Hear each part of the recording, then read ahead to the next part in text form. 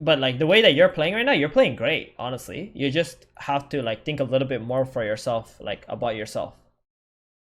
And like how you can build up more farm in the early mid game so you get those like timings quicker. Definitely, man. I understand Yeah. after this coaching, like my TP to bottom was garbage. Yeah. Yeah, man. I like this coaching very much. Thank you. Okay.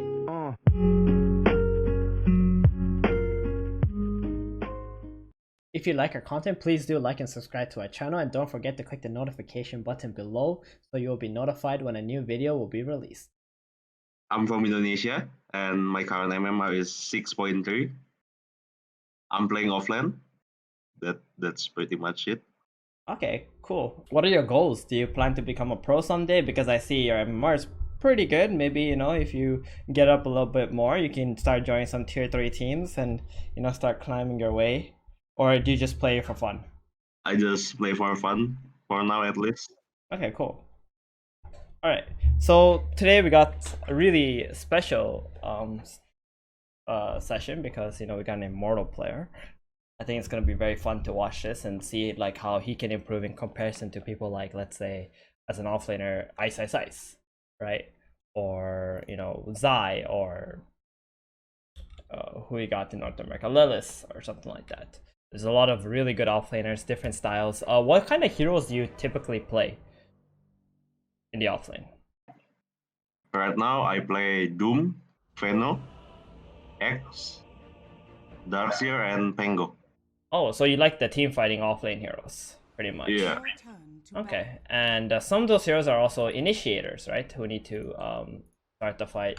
All right, so this game we're playing Centaur. You showed me 3 games. I think Centaur would be a perfect example of a hero who is like very basic in the sense of an offlaner, but it has like a lot of the small things that he has to do in order to achieve like great results. And what is there a particular reason why like this replay like might stand out for you, or do you recall anything from this replay of yours that you felt like you could have done better?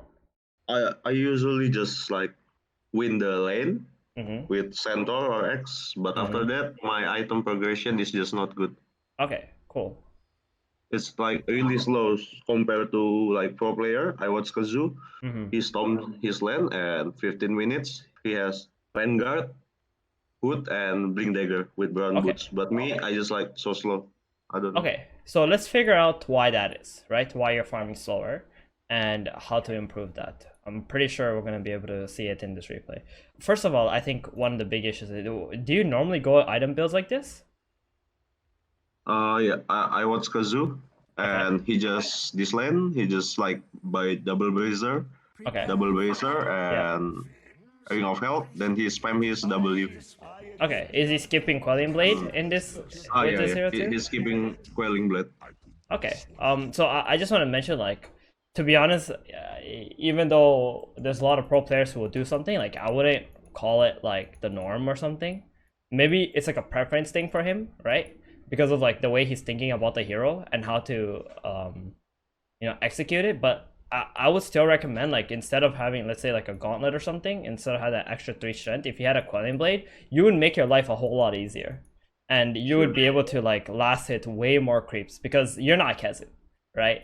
Like, Yeah, first of all, we gotta understand that we gotta cater ourselves to who we are. Now, if this build you feel like you will never miss any last hits and you're gonna be fine, then I get it. But if you play like this build like a bunch of times, then I get it. But if you only played this hero like a few times, you're on like silver tier, right?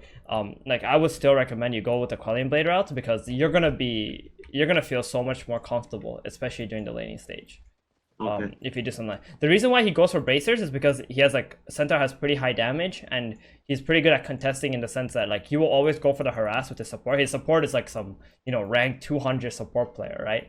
So if he has a Centaur in his lane, he knows exactly what to do. He's just gonna start running at them, and then he's gonna go back and get the last hits. Yeah, But like for you, this guy is probably not gonna do that every single time. So you're gonna be contested way more on last hits than Kezu support will allow you to. So you want to make the game easier for yourself and ways that you can win the lane on your own. Okay. because and I think that's a pretty big deal in terms of like you actually improving your own 30 seconds to battle. gameplay, or like actually you learning and improving on your own. So secondly, you have like only one tango. Is there a particular reason for this? Is this also because of like something Keza did, or is there like you yourself believe? Because I don't know, it based on like I was Kazu Okay. many games. He just like went this build over and over, and he keeps on stomping the lane. Okay. Okay, I get it. So Just for this, okay. Yeah, sorry.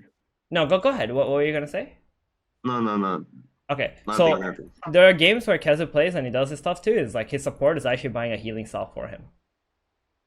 Okay, so like you might want to check that out, like because right now in high immortal games, there's a lot of games where people actually buy healing salves on their support, position 4 or position 5, right? Like for example, this Oracle, right? He has a healing salve, and this healing salve is actually reserved to use to honest carry. But ideally, like if you do start out like this, like with lower regen, like you're gonna need to bring out more regen, especially in pub games. If you watch like other than Kazu, like other players playing offlane, like they will start with way more regen. And there's different playstyles, right? Like, do you normally feel comfortable doing something like this, or you just start with like one set of regen? Like, is it okay for you? No, usually I start with 2 tangos. Okay. And 1 salve. Okay. Based on the heroes. Right, exactly. And this game you're playing as Jakiro, right? So if Jakiro comes to the lane and nukes you and you don't have like more regen, like you're gonna be kicked out of the lane. You're gonna be back here, and then you're gonna be very sad because this guy's gonna get all the last hits, especially if this guy's coming to lane with 6 tangos and the Jakiro has like tango and a flask as well, right? Like the way you're building up, it's not gonna allow you to trade that well. So we're gonna watch what happens in this lane with whatever that you did have, and see how it goes. Okay, so lane starts, you go to the range, you stomp, okay. Secure the range creep, and you just start hitting him, manning up. Where's the Jakiro at? He's really far. Your Rubik is not here too because they were trading with one another. Okay. Now you're trying to pull the creeps down. Okay, so you had like a really big advantage in this lane.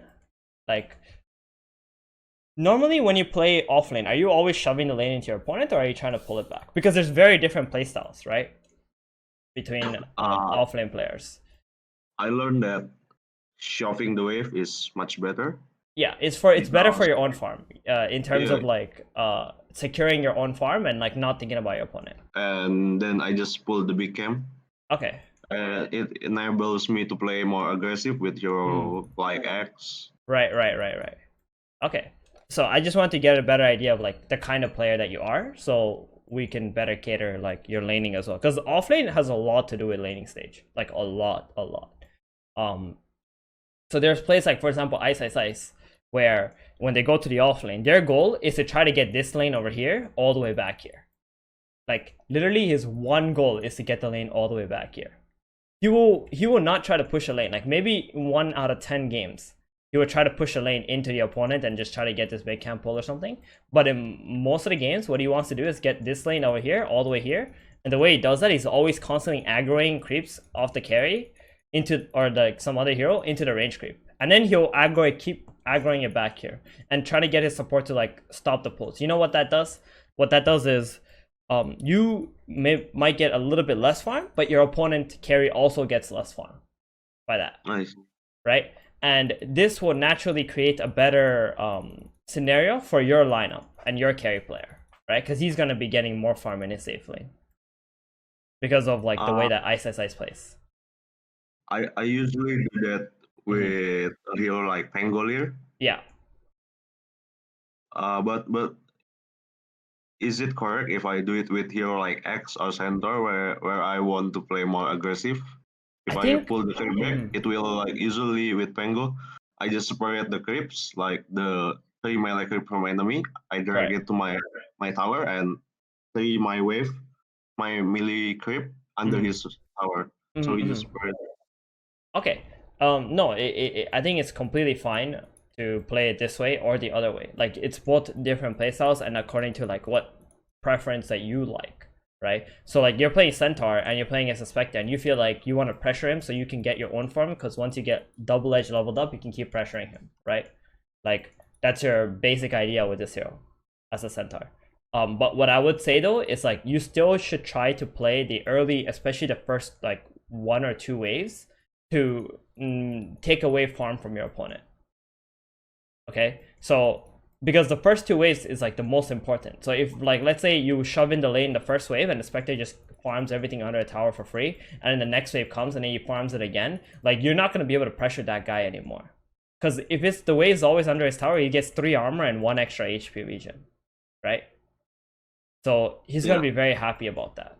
Here, what happened in this lane was you got the range creep here, you stunned the Spectre and the range creep, you got the creep. But look at this is perfect for you. You have a huge advantage in this lane because now there's no range creep, and this melee creeps, you can just pull this into this range creep, and the Spectre has no option but to come in here and try to fight you for that range creep, right?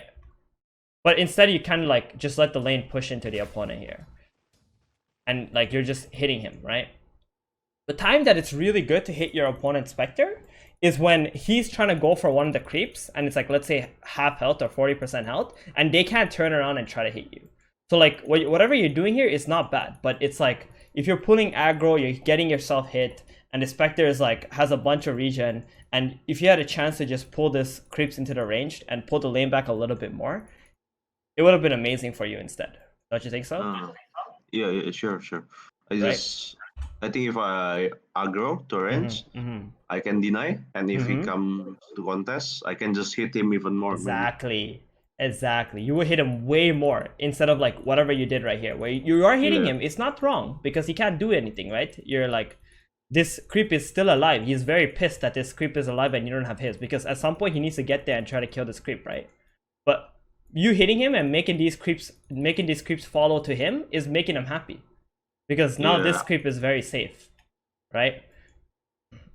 Yeah, he just push out the wave here, and he can take all the wave after I harass him. Yeah, exactly. Like he doesn't mind any of this happening because this creep is not dying. And now you have to collect all these creeps. At least you got the deny here, but you could have done the deny, but while keeping the creep wave right here, right? Instead of like the Spectre being under the tower and getting like all the buffs that he wants. Like they can manipulate this wave as much as he wants. I don't think he's affected anyway as like a carry hero here. So here he should actually deny this. He's just like playing bad, right? The Spectre. But there what would happen was they deny this, you run away, then he denies another creep there, and he gets all the last. Like a good carry player, right? That's what would have happened. Because the creep wave was over here, then all of a sudden a support can just show up and he's just zoning you. But if the creep wave was like even a little bit down here, then it's super hard for this guy to even contest you or even walk up and try to hit creeps, because you would just, you know, scare him, right? With hoof stomp or whatever.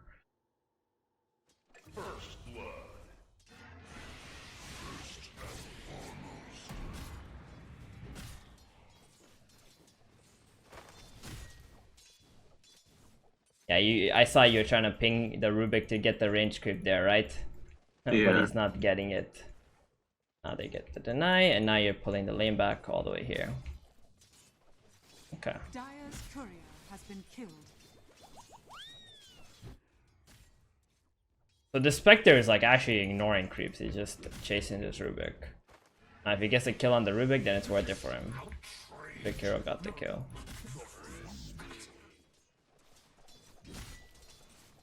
Oh, I didn't get that range creep. So actually from this entire game, like this is like I think the 4th wave. You only got 1 range creep there, right? The one that was up here.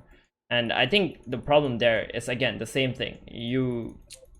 By not pulling the creep here and denying the range right away and stabilizing the lane pushed into them, and that kind of zoned you out from like a lot of creeps and a lot of potential here. A good carry player, like if you played against anybody who's, let's say, top 400 or 500 ranks, like they would have actually denied an entire creep wave that was up here because of the double wave that went there.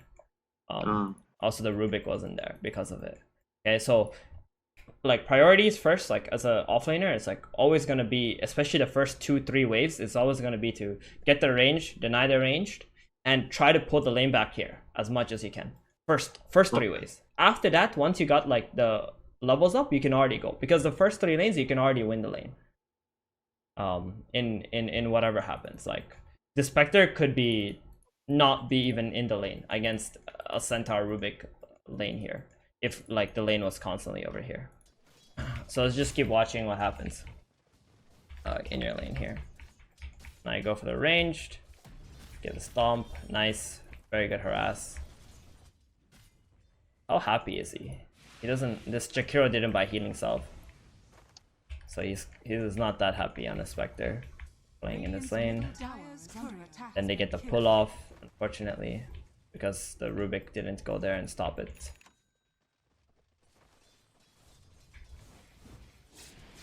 So also this build where you go like early bracer is really good at denying creeps too.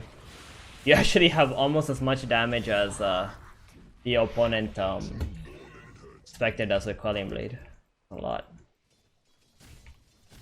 Radiant's middle tower is under attack.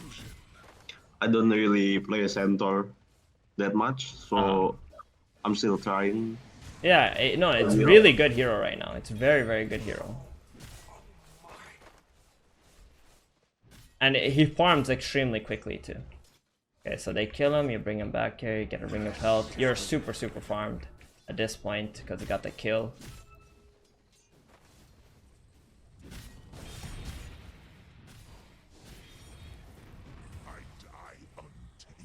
Die to the tower and Jakiro.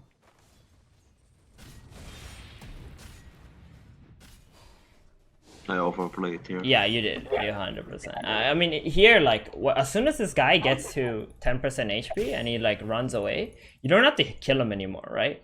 Because he already used stick. Now he can't farm. Like, one thing to learn about offlane, or actually in any role in general, right? Sometimes when the opponent has, like, 10% HP and they don't die, it's actually better in a lot of situations. Because this guy probably doesn't have a healing cell flying out, right? So he's gonna have like 10% health, and you don't need to like overexert yourself and use all your spells and try to kill him. And he's gonna run away, sit in these trees, and you're gonna get like the entire wave. You're gonna deny creeps, or you're gonna run at his tower, or something's gonna happen, and he's gonna make him feel worse and worse and worse. It's actually a problem in Southeast Asia overall. Southeast Asian matchmaking, people are so kill hungry. You know, they're always thinking about like how to kill. They don't understand that sometimes making someone low HP and letting them sit at the tower is actually worse than killing them. Because if they revive with full health and come TP back, then you have no HP, you're just gonna lose your lane anyway. Or like they're gonna free farm. Right? Yeah, you just overplay it, then he gets like they get a bunch of XP from this. So that was like very sad for you, because if you just let him go there and he just sat at the tower, they don't have a healing cell on Spectre or anything. I'm just gonna go to their vision, check it out. The Spectre has like a glove flying out, so this Spectre would have been sitting here with like, you know, 200 HP, right? And nothing to do anymore. And you also had your catapult coming, so this would have been perfect for the Spectre to be sitting here. You kill all these creeps and you can like pressure this tower with the catapult. It would have been so nice. And here also the Rubik, if he does a pull at the 55-52 and gets here and gets a stack going, like then the Spectre's game is just over as well after that. Because early game, more than like actually pressuring the Spectre really hard, your goal should be to try and take away farm from this hero and try to take experience away from this hero, because Spectre is gonna farm in a lane no matter what. He's got dagger, right, which is really nice, and he takes less damage from dispersion. It's not the easiest hero to always shove out of the lane. Look at your last year, you have 24, he still has 21, even though like you guys have been pressuring him quite a bit, and he's actually ahead of you in net worth right now, right? So like even though you're getting your farm and your items, like you're not actually stopping him from farming. Did you were you even thinking that like during the game? That's what was happening? Yeah, I'm not sure. Okay. No, I was just it's bad. Yeah. Like that's the thing. Like we gotta like notice these things for ourselves before we consider like, oh, was it good or was it bad or something.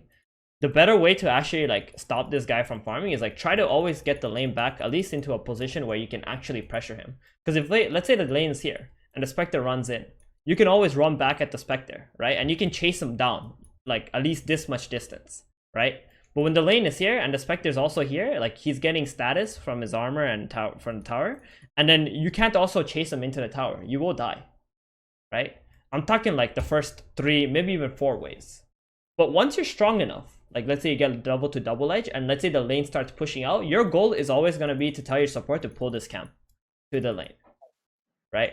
Because early game, the most important thing again is to like make a a difference between your XP and the opponent's XP, right? Because if you're constantly shoving the lane to your opponent, the Spectre just farms under the tower, you're not actually stopping him from farming. You're only like securing your own farm, but you're not stopping him from farming. Is it true that when I'm playing like weaker hero, then I should like shove the wave to the enemy? Right, you can do that. That's fine. If you're playing a weaker hero than your opponent, yeah, you can do that. When I shove the wave, he cannot like really harass me in lane because I have more creeps. But in this game, I'm stronger, right? So I should keep the equilibrium maybe. Yeah, exactly. Because the more farther away from the tower you keep, the more uncomfortable the Spectre will get. And you're going to be able to chase him down. You have more distance to chase him down too. Like, I'm thinking from the perspective of a carry player. If I'm playing against you and you're like constantly shoving the lane into me, I'm happy as a Spectre. All I need to do is tell my Jakiro, hey bro, buy a healing salve. Right? Because this time you try to go on me, then this Jakiro has a healing salve, he heals me up to full. GG, I already free farmed this lane as a Spectre now. Like I have no problem in this lane that as a carry player already. But if let's say you're a Centaur and you keep this lane here and the Rubik plays in the jungle and like keeps running between like these 2 camps, like he'll stop the Jakiro from pulling the small camp and then he's always threatening to pull the big camp. It's so scary. It's so scary as a Spectre now, right? Because you're gonna go here, you're gonna try to like get a last hit, and then Centaur is gonna run at you. He's gonna stomp you, or he's gonna double edge you, and he's gonna keep on running at you, chase you all the way back here. And eventually the lane will push, but once that lane push, the Rubik will just pull the camp here into the lane.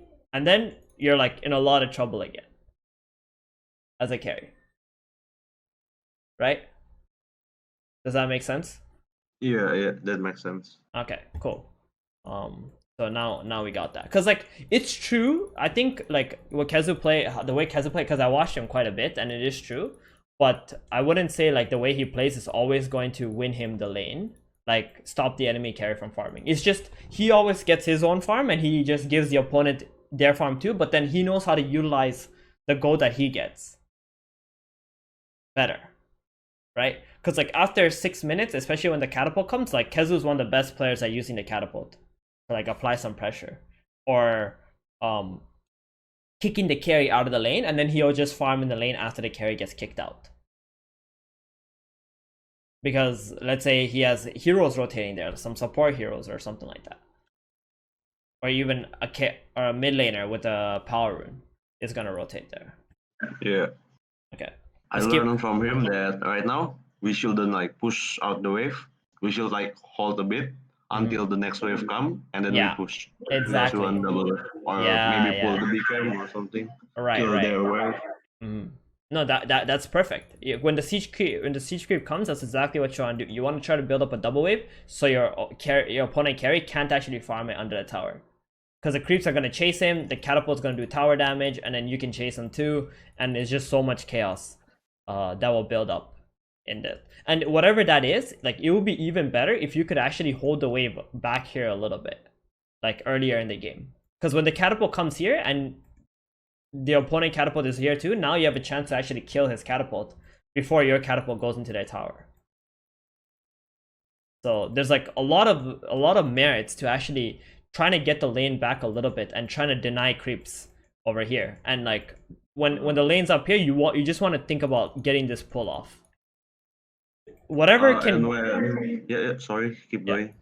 I was gonna say like last thing, like whatever gets you the lane back here is like the best thing for you as an offlaner and the worst thing for the carry. I see.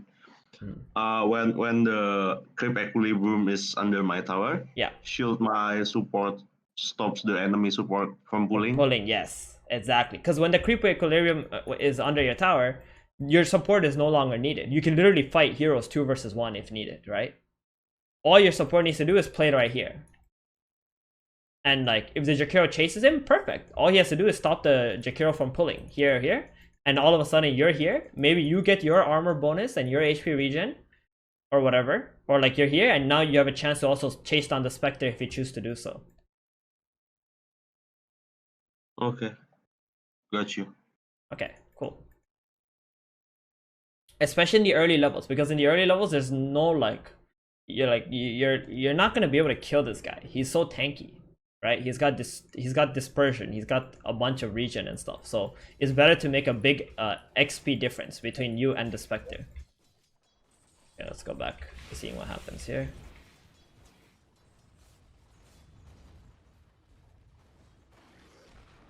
So you TP back top lane, you pull. Oh no, this is a disaster now, right? Because the catapult died. Yeah. Yeah.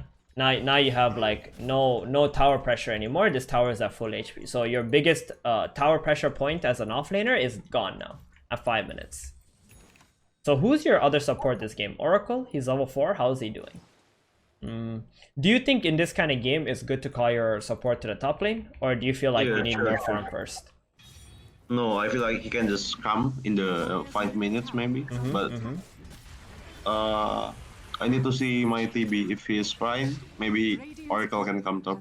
Oh, I mean, this guy is super fine. He's super farmed, and he can TB can just go jungle, right? Jungle. TB can just go jungle. So you can tell him like at 5 minutes when he spawns, like you can take a quick look at your situation, especially if you're owning the Spectre in the lane. Just tell the support to TP top lane, right? So what I envision around 5 minutes is like, let's say the wave is over here or something, or over here. If your Oracle TP's in, and suddenly you have an Oracle and a Rubik playing on the side here, the Spectre will not farm. He will go back to the tower, and you will just kill their catapult. And now you get a double wave coming in with the 530 wave, and you can pressure this tower. I have a question because Go ahead. I think my TB won bottom. Okay. Because he's playing versus Doom, and Doom is very weak. Yes. And I also, let's say that I won top, and my Oracle just TP to offlane, and we 3 of us just get the offlane tower. Yeah. But isn't it like when we leave the TB, he will be pressured? He will get pressured by 2 enemy. No, because enemies in the offlane. It's much better for your TB to already start jungling now. And like if he starts to jungle, then the enemy will push out and try to get the bottom tower. Okay. Is it like really worth it if we take top and they take bottom when we are strong? The way you see it is that your TB is strong. You should be able to hold 2 heroes and like kill off the catapult if it comes into the tower, right? Because the only way they can take this tower is if Jakiro also TP's bottom. Yeah. Right? Because 2 heroes against 1 hero is not going to be able to take a tower here, especially if it's TB versus Doom. Because Doom is only level 4. TB is already level 6, right? Now, if Jakiro TP bottom, because you guys have 3 heroes top, and you're double waving them, because you got a better plan here, right? Now, if somehow Jakiro TP's bottom and the TB like the TB cannot farm anymore, he goes into the jungle, and you take for top tower, like they're still not gonna push faster than you. And you can always like, if you really want to, I don't recommend it honestly. Like you can TP bottom yourself, and you can protect that tower after you take the top tower. But that's only good if like the TP top. But normally I wouldn't recommend that. Like in this game, because the TB is winning bottom, like there's no way that they're gonna take the tower bottom, especially if the catapult is already dead. I see. Right? Because you're holding the wave here, and you're waiting for the second wave, right? Like when that happens, you can always take a peek bottom and see like what's happening to the catapult bottom too, if your carry can kill it or not. Okay. Like before you call the Oracle, if you want to. Like if you want to make like some super, smart play and like think about like if you should call the support or not. But most of the time what happens is like, especially pub games and at your bracket, you call your support top and you tell your like and the carry just like farms bottom or kills a catapult bottom, and you will just take a top tower for free. Even in my bracket, like where I play, like I can play like in some like 500 ranks, 400 ranks, and like nobody does that where they like take the tower bottom when you're taking the tower top. That typically happens like in maybe like much higher MMR. But and it really comes down to the carry player, whether the carry player is good at like killing the catapult or not. In this game, like if this TB literally just popped his meta to kill catapult, that's even amazing too, right? Because the only way they can take this tower is if the catapult is there. If the catapult is not there, impossible to take the tower for them. At this minute, especially. Yeah. Right? But for you though, it's definitely possible to take the cat tower because you're gonna be controlling your catapult and you're trying to double wave the opponent. Because that's your idea, right? Like that's what you want to do in your lane. And before that, you were already building up your XP and whatever, and like making sure they're staying low level before this catapult comes. And then when the catapult comes, it's time to play aggressively and protect the catapult and try to do some damage to the tower. Because in this game, I see that your Terrorblade was free farm bottom, and then your Oracle is also very high level. He's level 4.5. He's got level 2 Purifying Flames. If he plays with you, you guys are like deadly, you know? What would happen most of the time is the Earthshaker will just TP top because he sees 3 heroes, and they will try to fight you 3v3 and they will lose. I have a question. Go ahead. As an offlaner, when should it when is the time to TP to my side lane and defend the tower? Because oftentimes I feel bad after I TP because the pressure on top is just gone when I TP bottom, and when I try to defend the tower, I usually just feeding. Right, exactly. And it ruins my game. Oh yeah, hell yeah, that'll ruin your game all the time. Okay, so there's I think 2 or 3 different situations where you would TP bottom. Okay, so one situation is your Terrorblade TP top, he took the tower with you, and bottom is like one guy pushing the tower and you just want to TP there and you want to farm because your TB already came top. Okay, second situation is when there's like top tower's dead and there's like 2 heroes pushing top bottom and there's nobody top for your team, but you still TP bottom because you're so much stronger than they are and they can't kill you. And you're defending bottom. Then at that point, you need to tell somebody to go top and farm that after you take the top tower. Okay? So almost in all situations, you're never TPing bottom unless you've already killed the top tower. Yeah, got you. Okay? So like in almost all situations, because you need to first focus on your own farm. And you need to focus on becoming a hero that is like stronger than they are before you actually TP to this bottom tower. If you're TPing to this bottom tower against an offlaner who is stronger than you, you just destroyed your own game right away. That's what normally happens. That's how you get pressured. Okay? Like this tower, at the end of the day, is not going to be worth more than you making sure that you're strong enough first before you defend it. And if this Terrorblade is sitting around bottom, you actually most of the time don't want to TP bot because, like you said, that's why you relieve all the pressure from top is because you probably TP bottom and your TB is just like jungling in this area here. And it often feels bad too because when I TP bottom, they know that I don't have TP and they just run at you. Wave, they smoke mid, then they get my mid player and my team trying to fight mid and I cannot be there. Yeah, those are the 2 things that would happen. They would either go middle and kill you middle or kill your team mid, or they would just smoke and try to kill you bottom because they know you can't get out. Because you're stuck there, right? Because you used your TP. So like I most of the time when I see offlaners TP, I always think of like Ice and how he TPs. Like he always TPs to the safe lane when he knows he's strong enough to defend the tower without dying. Okay. Alright. Well, let's just keep playing. And what is like the optimal play? Like for example, my TP top because he gets storm bottom. Okay. Then you help. Then we take the top tower. Yeah. Then after that, my TB wants to farm the top area, right? Yeah. The big camp, small camp, and triangle. And where should I be after that? It really depends what stage in the game. What minute are you thinking? Like, are you thinking like what? 10 minutes, 11 minutes? Above 10 minutes. Above 10 minutes after we take top. Right. 10 minutes, 11 minutes. If he takes top, then you're free to do whatever you want. Bottom tower, if you have like a hood and some other item that you can defend with, you can defend bottom. Or you can just take this tower and you can rotate towards mid.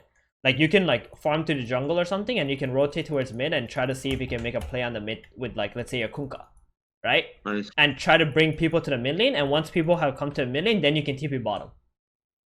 Oh, I see. I like right? that. You like that, right? Yeah, that's like a really smart play, because this way you will force reaction before you TP to another lane and start farming. Yeah. Okay.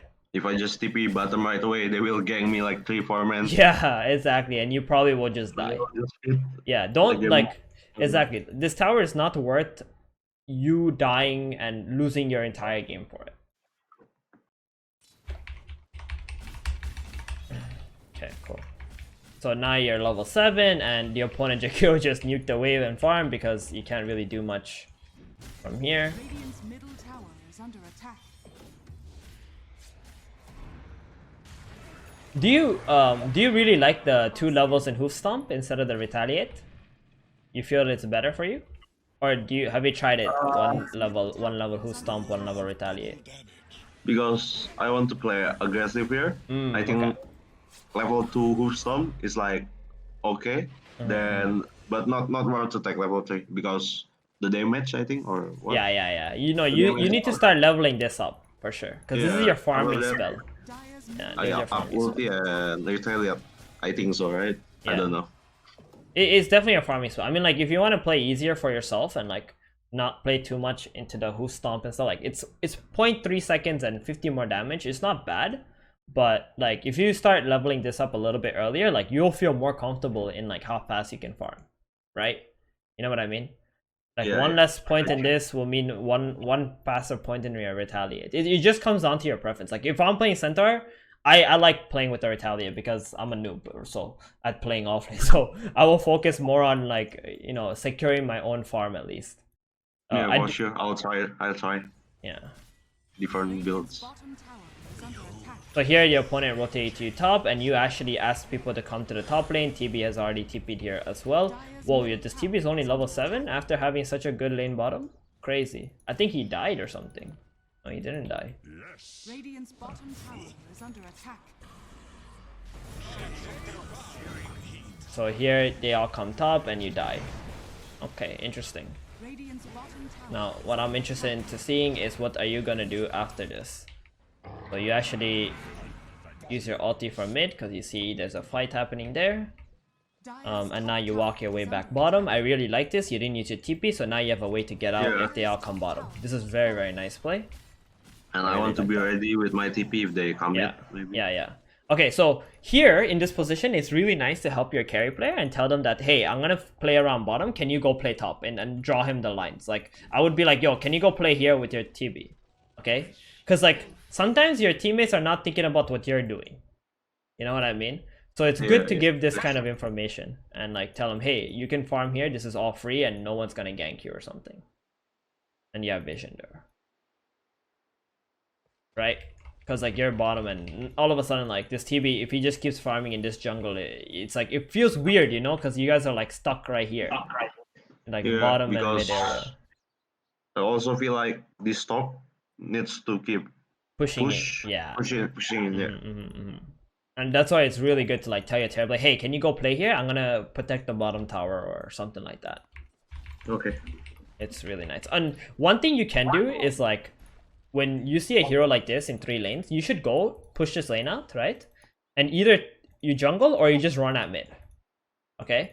Because like when you're playing as a Centaur, it's really nice to just stay in one lane and keep farming and getting your items. But if you have an opportunity or you think like a mid tower, let's say here it's kind of low, you can always rotate there. And if Terrorblade is also pushing top, you're putting so much pressure on this map.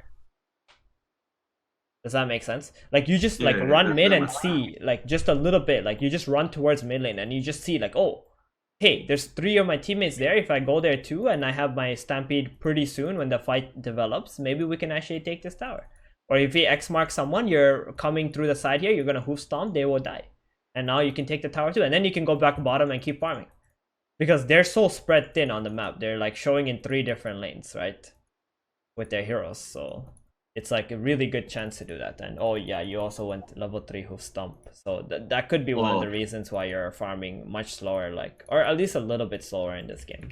Dire's middle tower is under attack. It's not that much slower because this double edge does a lot of damage, and it's just like a little bit, that's all. You just kicked this Ember's ass. This hero is so strong once you get Hood, man. Yeah, and with this double blazer, I also have like more SP regen, so I can kinda spam the W. Right. It's really good. And now your teammates all come here. See, this is like a problem with your carry, because when all this is happening, your carry should push mid, and he should already take this tower. Yeah. This tower should already be dead right here. Like if this is happening in the bottom lane, but this carry, yeah. Let's see what he will do. Oh, he's just going to do that now. That's really good. This is really good so far in this game. There's actually a lot higher like gameplay than I expected. And now you guys defend. TB takes mid, really good. And you TP middle to try and help your TB out because he stayed a bit too long. Oh, missed the stun.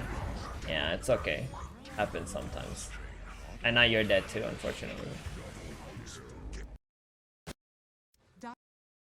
This TB is just greedy. Like, look at what he's doing. Look at him. What is he doing? What is he doing?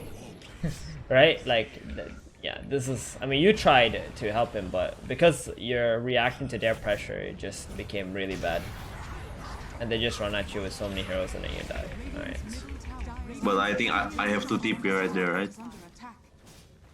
I probably wouldn't TP. Yeah, okay. I might have just let them die, or I would have stayed like in a very defensive position and try to stun them when they run in. You know what I mean? See. Like wait for them to run into your TB and you protect the TB's path and then you stun them there. But I wouldn't run into them and try to stun them. Like, okay. You should try to think about like also saving your own life if possible, because your items are extremely important too. Like I always have like this feeling, man, like this obligation whenever like they dive my mid tower, my mid player or my side lane player. If that was the support player, I will then TP right there. Right. No, it makes sense. You're just like thinking about your team, but most of the time you gotta be a little bit more selfish about your own items, especially in the early game. Like Centaur is a pretty shit hero at TPing into a team fight, unless they're diving your tower, right? They weren't really diving quite yet, so you need to be in a position where you're ready. Like if they dive the TP, then you like ready to stun them. Okay. Like this hero, the main goal for you as an offlaner in this game is like try to get to the point where you're fight ready. And the way you're fight ready is when you get like Hood and you get your Blink Dagger, right? Like without Blink, what are you doing? You're not gonna be able to accomplish anything unless you play with the Kunkka, right? Like you can play with the X mark, but even then, you're gonna be slowing down your own farm just to get like what, 1 kill or something. You guys already got 3 towers on this map. Your job at this point is just to like reap your harvest. Like you gotta farm now. You gotta take all the network that's available on the map, all the openings that you guys have already made on this map. So here you get 3 more heroes bottom, your TB is farming top, you farm the bottom lane again, you keep protecting this area, not bad. And at this point, like your job truthfully is to be like to maximize your farming potential. I don't know, like is this what Keza does too, where he just maxes hoof stomp? No, he doesn't, no. right? This is what I do. What I so do when I'm pretty sure like I'm pretty sure the reason why you're farming very slowly is because of your max hoof stomp. Yeah. Like if you have like max retaliate, what you should be doing right now is farm this wave, let this wave push into the opponent. You should farm this, you should farm this, you should farm this, you should even go here, farm this, and then if the wave comes back bottom, you go back bottom, you push it out again, and you do that again for another minute, and you keep going through the jungle camps. Okay, like that's what you should have been doing in this game. Like the moment you're level 9, let's say you already have like max retaliate or something, is that right? Level 9? Yeah. Or 5, no, level 10. Oh no. Yeah, level 10. Let's say like level 10 you have max retaliate. Yeah, level 11. You should, or even level 9, level 3 retaliate. You could already farm all of this. All you really need is double edge, right? And Hood. So, like, you could be farming all this, and you should like focus on all this jungle and just and defend the tower when the wave comes in, and you know there's not like 5 heroes there. If there's like 4 heroes there or 3 heroes there, and they're gonna take this tower, you should be already going to the next jungle camps and keep focusing on your farm or like pressuring elsewhere on the map.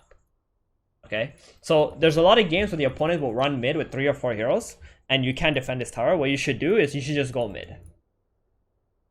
Okay, like Dota is like chess, right? Dota is like chess. When your opponent makes a move somewhere, you can always have your own move that you can do somewhere else on the map. Okay, so you should like see like people are moving 3 pieces bottom, and you're like, okay, I can't actually control that. What should you do? Maybe move 3 pieces middle, or move 3 pieces top, right? Whatever makes it so that you can get to your items without like dying is the best thing for you, especially at this stage in the game. You gotta play to your item timings. In this game, like you died middle or whatever, that was because of the Terror Blade, but at the same time, your mindset is always to like see if you can join fights and fight with your team before you even get to your items. You need to like change your mindset a little bit to like, okay, you win your lane, you take your tower, you defend another tower. Now you gotta farm to get your items, and you actually taking towers and defending your towers is already doing a lot for your team. You don't need to do more than that. Okay. Right? Like the reason why you die and your farm is being slowed down is because you're trying to do more than you're capable of doing as a hero. Okay. And this is what happens for like almost every player, especially supports. Supports who feed like 12, 15 deaths a game is because they're always doing more than they should be doing. So in fact, the thing that they should be doing is less.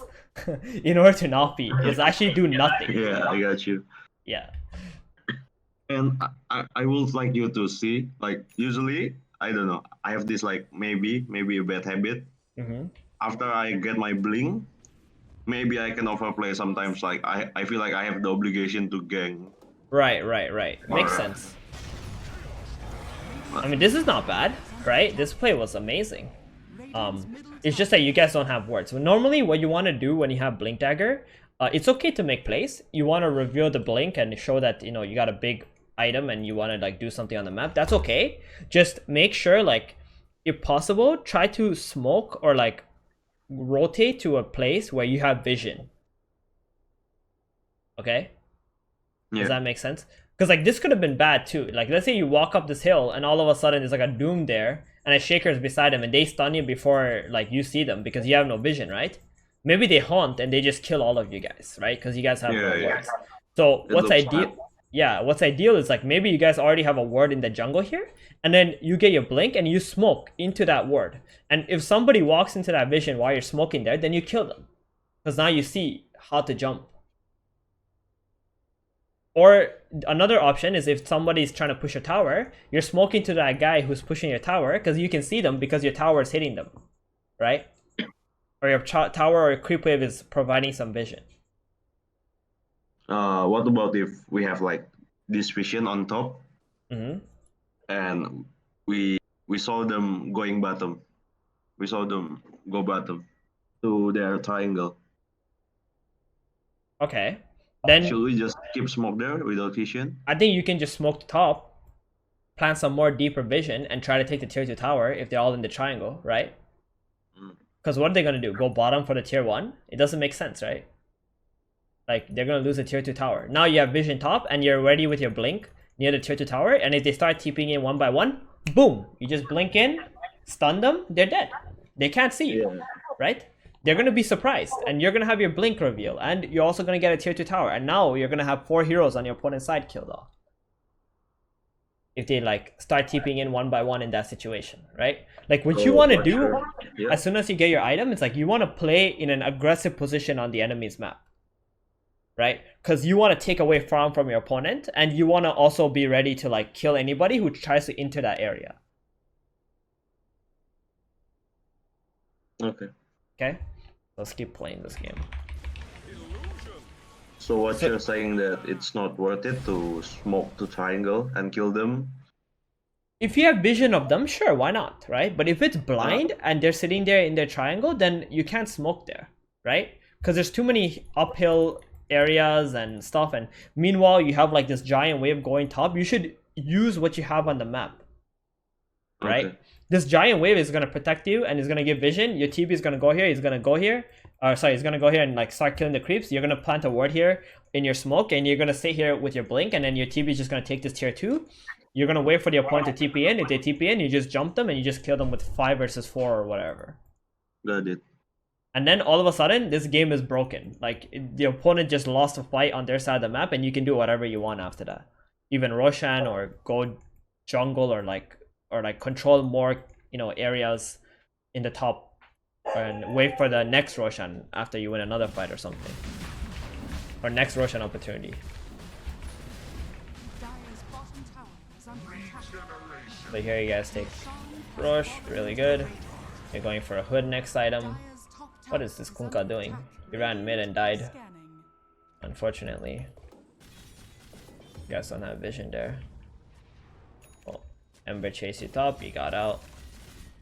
Radiant's bottom tower is under attack. Never refuse. 8 knots and full ahead. Okay. You guys end up winning this game? No. After this, we will make a big throw. Yeah, like here. Top tower is under I feel like this is like so bad. We should just Dire's bottom tower is under go back, I think. Mm-hmm. So like right here, Like, do you this see is your so out of positioning right now? position. So like What? you're kind of low HP, right? But the Shaker's dead, and the Spectre has Haunt soon. Like you need to do two things. Okay, one is either tell your team to go back because you need to tell them that you don't have any HP already. You need to tell them to go back, right? And tell them we need to defend top, right? Or two, if you're gonna actually fight this, you need to be right here on this hill. This is a very similar situation to like what I said about being here, right? And waiting on this hill and waiting for them to TP. Because if you're right here and the Spectre doesn't have any haunt and the Shaker's dead, if somebody shows here, you should already be ready to just blink and stun that guy and kill him off. You get what I mean? Yeah, I get.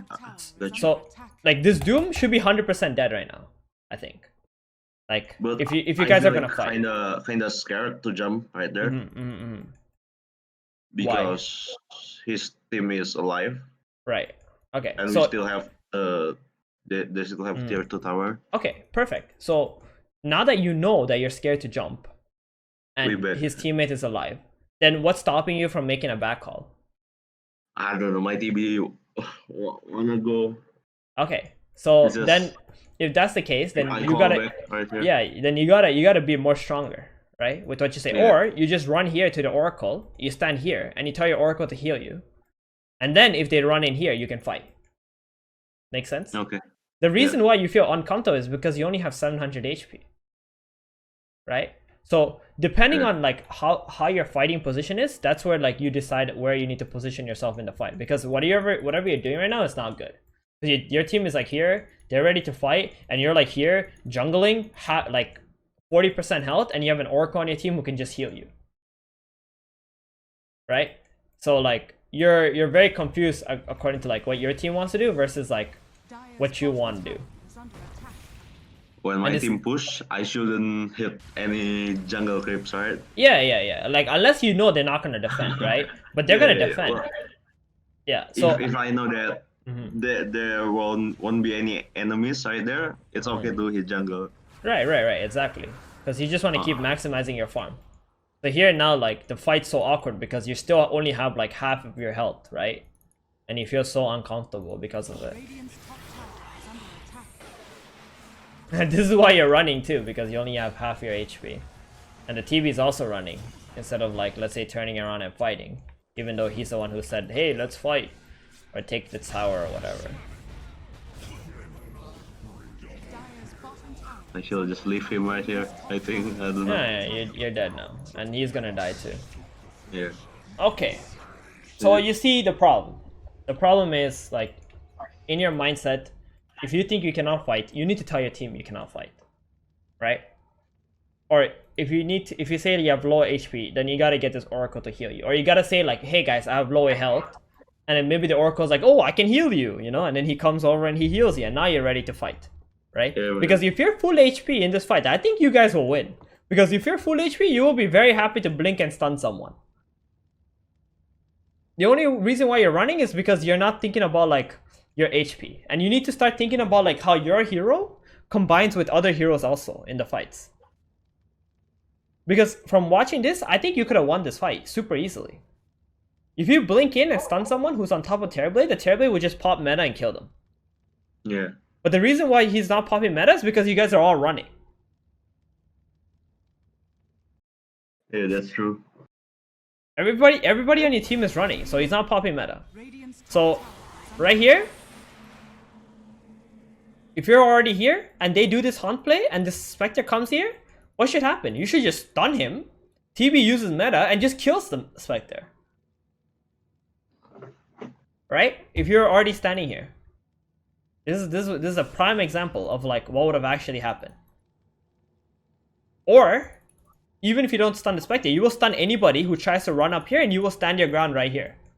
Right? This Jakiro could die, this Earthshaker can't blink in or something. Right? Because you're like zoning him out, or this Ember or whatever. But now you guys are all dead because everybody's running. And he has Aegis as well. Okay, whatever. Let's move on. Let's see what happens after this. And then I think after that we're just gonna finish with this replay at least. Okay. Let me guys make a play. Ooh, why did you TP there? Well, that looked a bit unnecessary, right? It's just one creep wave, right? So like, at this point in the game, after you kill Jakiro, it's really good, especially since you're like one of the initiating heroes, to like keep looking for kills. Because like right now, what you should do, you have Blink and 5, you're pretty strong, you're tanky. You should tell your team to go push mid, and you should like play around here and wait. You have 30 seconds before the next hero respawns. So if anybody shows here or over here, you should be able to jump them, right? But because you TP bottom and like it's not you can't do anything anymore. And this tower is like 23 minutes in. It's not that important, right? Anymore.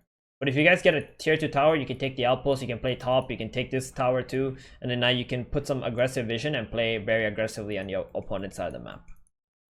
Like in Dota, if you want to win games, you have to play aggressively at some point. And you have to play like in this like jungle area, so that you're making them like limited to only one area on the map.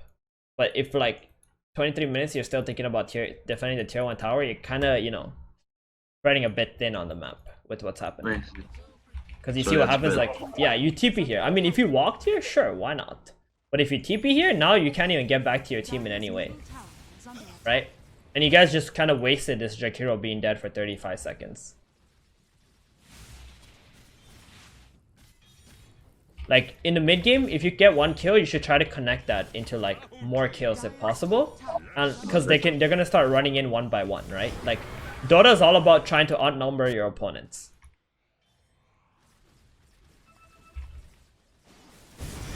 So what happens here is the TB gets jumped. Sorry, I'm going too fast. Doomed, and then you pop your Centaur ulti to get your Terrorblade out. Where's the Oracle? Oracle is dead. You're dead. Okay.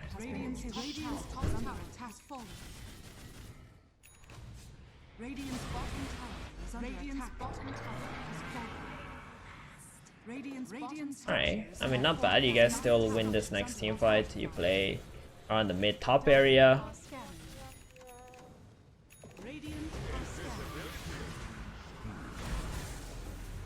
Okay, let's just stop here. This game is getting a bit chaotic. Okay. Yeah, I think we can go to the next replay. Yeah, okay. I think I just no, I know just what's going on. Right. I'll just summarize what I said, right? Like you might want to, you know, remember this or take notes or something. Yeah, sure. I'll take notes. Okay, so the first thing obviously we talked about was creep equilibrium. In the first way is like try to pull the creeps back as much as you can if possible. Try to keep them in a place where you can deny easily and like make range creeps hostage, so that your opponent has to run in and try to like put themselves out of position to get that range creep, right? Or you would deny it. Okay. This is for the first 3 waves, right? Yeah, like first 3-4 waves, right? That's really important, and try to deny as much as you can if possible, like without obviously losing your own creeps. Secondly, like catapult comes, you know, try to call your support in, double wave your opponent, take the tower, and then keep farming there so you get your items first, right? Like prioritize your own items before anybody else's, because even if the Terrorblade is your carry's not having a good game, he's gonna be farming no matter what. Right? He's gonna be farming all the time. He's not gonna do anything else.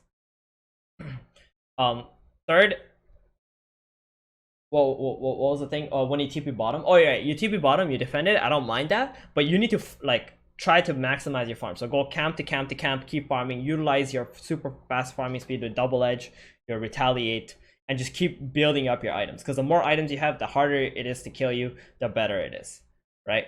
And the fourth thing was when you join in team fights, just understand your strength and understand your item timing. So whenever you hit this big item time, let's say blink dagger, right? You get hood blink, now it's time to join a fight. Maybe you make a play happen, and after you make this play, don't like always keep going for the fights. Try to like see how you can push lanes out and get some pressure on the map, and then after you get pressure on the map, try to see how you can join a fight. All right, because if lanes are pushing into you and then you keep trying to look for fights, it's really bad because your opponent is gonna know you're smoking or something. And don't forget, as an offlaner, it's okay for you to walk to another lane, right? Like if you're in the top, you push the top tier 1 already, it's okay for you to walk towards middle and just like poke your head there, right?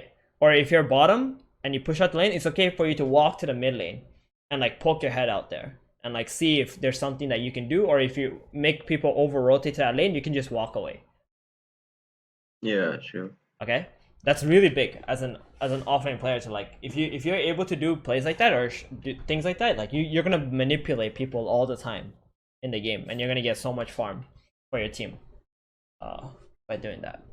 Okay, so I mean, there's a lot of like basic things that we went through. I think as long as you do those things, you're gonna be better.